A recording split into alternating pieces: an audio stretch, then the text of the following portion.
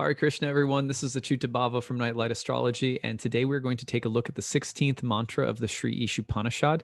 This is the 17th part of the series because we also began with the invocation mantra. So I'm going to go ahead and put the presentation up on the screen.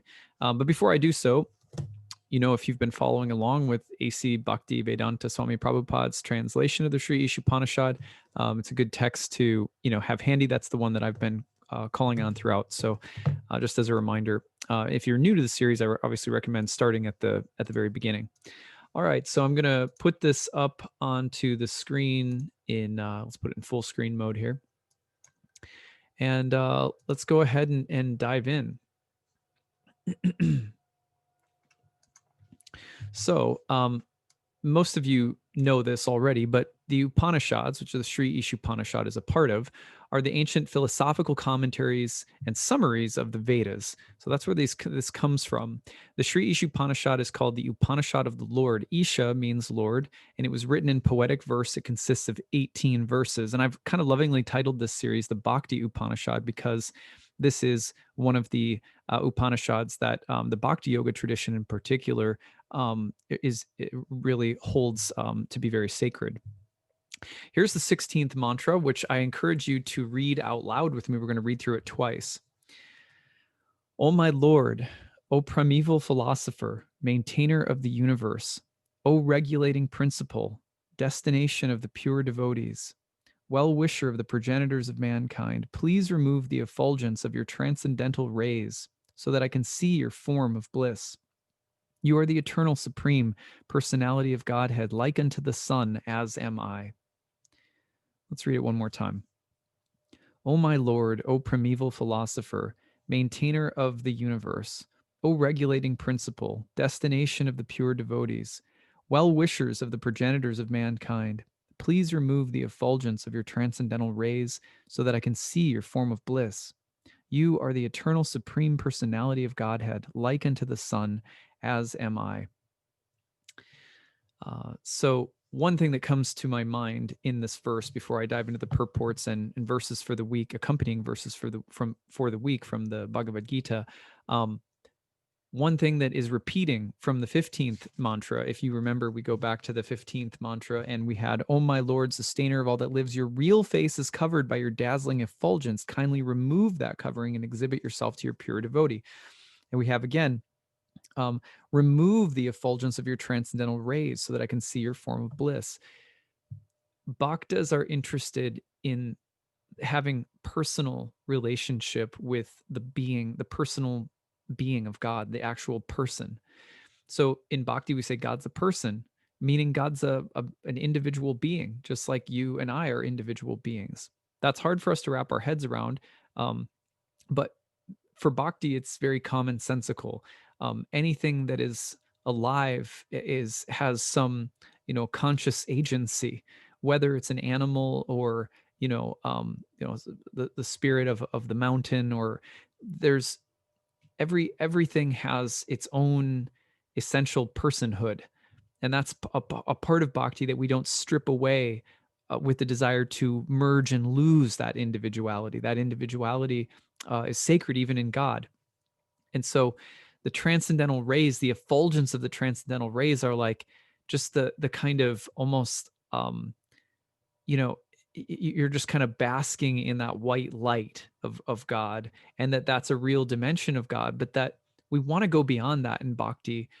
Almost like if you're on a date with someone and you're just in the haze of being so gaga over them. Well, we want to get past that so we can really have a relationship with a real person and not just our infatuation and our desire to lose ourselves in that like that is not a very good indicator of intimacy in a relationship, is that we're gaga and lost ourselves. And that might be part of the honeymoon phase. And there are aspects of God that are like that, where they're very overwhelming and enveloping in this kind of blissful white light. But we're trying to go into friendship.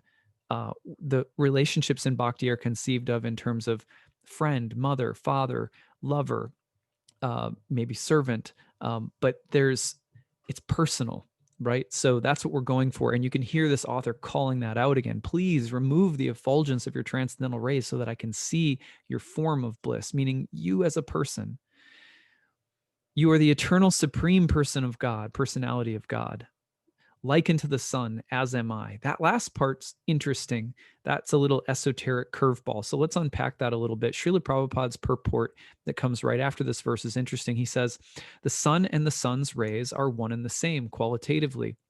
Similarly, the Lord and the living entities are one and the same in quality.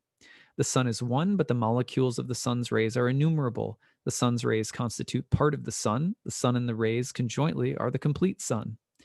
So here, what we're also understanding is that it's not that we are separate, as in that we're not still connected at the same time to God. In fact, um, let's look at a couple of key ideas in Bhakti.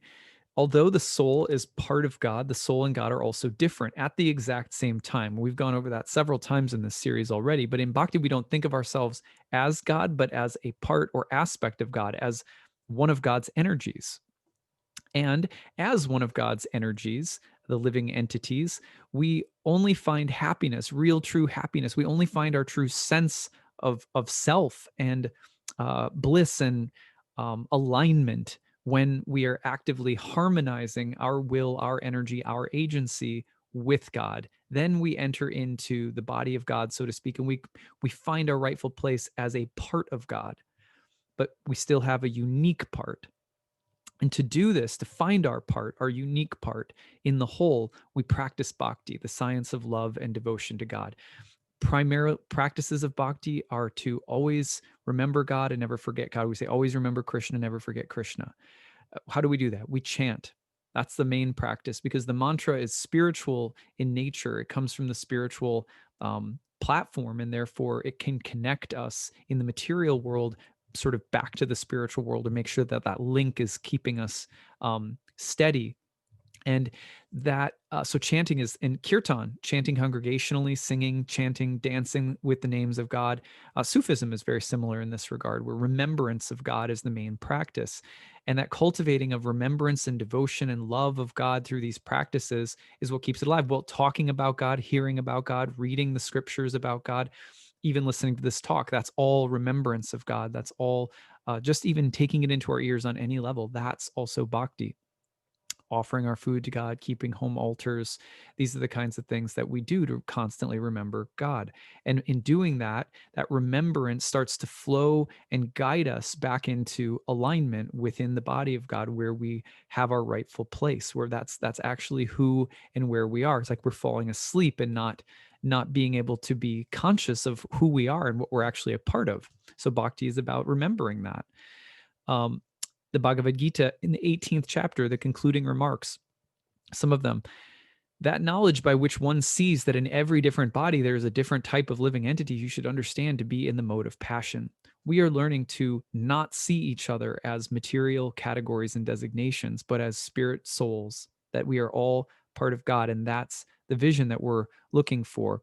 The previous verse in the Bhagavad Gita, 1820, that knowledge by which one undivided spiritual nature is seen in all living entities, though they are divided into innumerable forms, you should understand to be in the mode of goodness. So we're learning to see the one in the many. And when we do that and we live that way, we live in remembrance of that, that's when we find that sense of alignment, our right place, a sense of, we feel like we're home. That's why so many times you hear people like Ram Dass say, we're walking home together. We're like friends walking home together. So there is a couple more verses left. I hope that you've been enjoying this series and sort of methodically, slowly going through it. In the meantime, stay tuned. I'm going to be doing another interview with my devotee friend Bojadev. We'll be answering a question of what makes God happy, or how do you know if God is feeling loved or not, or how could you possibly know what God loves or what makes God happy? So we're going to be talking about that, which is a really interesting question. All right, that's what I've got for today. I hope that this was interesting, everybody. Make sure you check out the especially the video that I made called Easy Practices of Surrender Mantra Meditation. It's a really good one for starting a bhakti meditation practice. All right, that's what I've got for today. Take it easy, everyone. Hare Krishna.